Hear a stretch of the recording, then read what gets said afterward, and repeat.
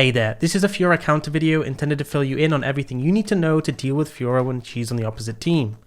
If there's a champion you find yourself struggling with in your solo queue games and you're tired of banning it, then feel free to drop a comment and let us know. If you're interested in learning more about Fiora or any other champion, then head on over to the Mobalytics website where you can see everything you need to know, including builds, combos, pro builds, tips and more. So first off, what does Fiora do? Fiora is a top lane fighter who serves as a duelist. She's the queen of split pushing, focusing on bringing extra opponents to a lane and outplaying them. She's designed to dart around her opponents, jabbing and cutting them down with a passive until she can finish them off, and due to her mobility and sustain, she's very hard to shut down, especially when she's ahead.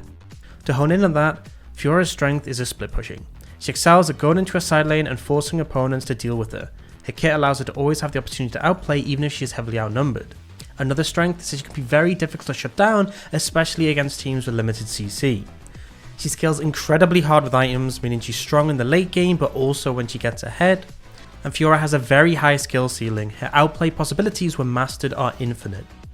Now to look at her weaknesses, she requires a lot of time learning matchups to be truly effective. Her mistakes are punished hard, missing a lunge on an opponent or mistiming your riposte can prove fatal, and she is difficult to learn.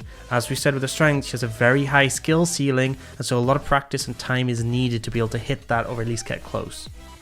We're going to dive in specifically how to counter Fiora, but first here's an overview of the major tips that we'll be breaking down further in this video. First off, look to punish her missed lunges so that she doesn't get the shorter cooldown. Prevent her from proccing her passive by not allowing her connect with you on the right side.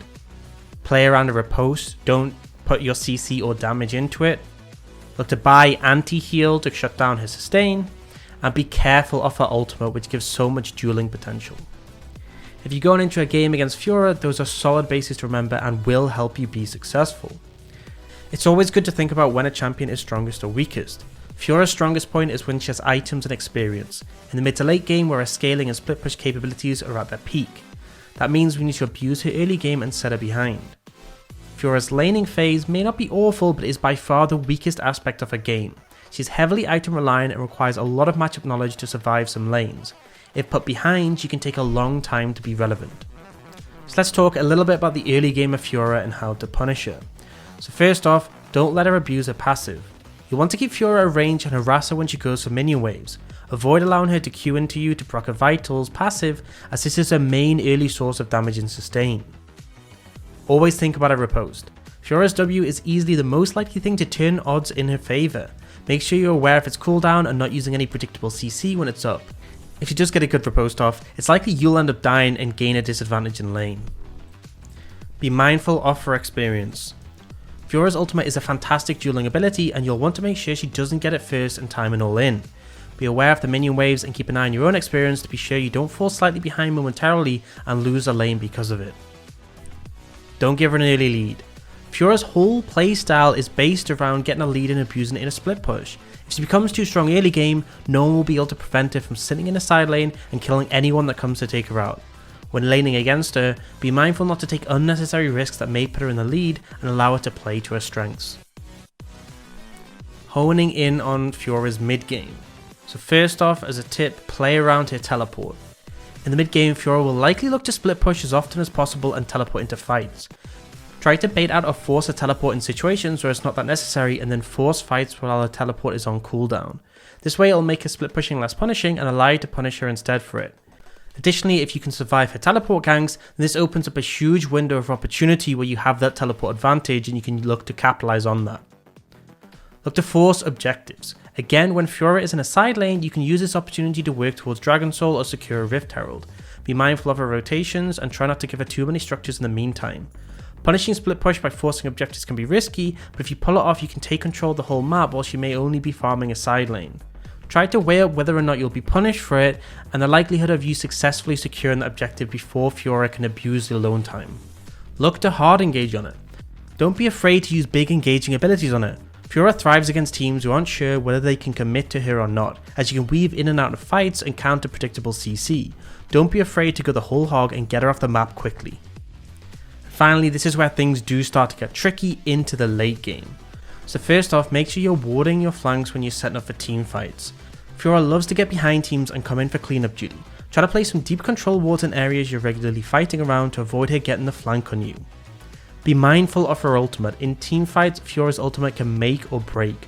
When it ends, as long as she has hit at least one vital, she will heal herself and her allies in a large area. Without her ultimate, she's a lot less useful in teamfights and limits her contribution significantly. Play around this to your advantage and force fights when it's down. You can look to kill her when she's split pushing. As we've mentioned several times in this guide so far, Fiora's main job is to split push as she isn't an exceptional team fighter. Late game when she's split pushing, the death timers are nice and midi by this point, so just take her out. Take a few teammates and get the job done quickly so you can react and punish your opposing team when they are 4v5. Just make sure they can't secure a major objective while you're dealing with Fiora, and make sure you don't get baited into a never ending chase. Now when playing against Fiora, there are a variety of items that you can use to help minimize her impact. First off, anti-heal. Bramble Vest is a great item against Fiora as it also provides armor as well as healing reduction, but generally speaking any anti-heal item is really valuable against Fiora as the sustain is a big tool to keep herself going in teamfights or winning those 1v1 scenarios. Guardian Angel. This is a great item if you're playing an AD carry against Fiora as it gives you a bonus in armor and also gives you a second chance with a revival passive in case she does manage to take you down in teamfights. Plated Steel Caps. This is great early buy against Fiora. It gives you a good boost to your movement speed so you can avoid a Vitals passive and gives you 12% reduced damage from auto attacks.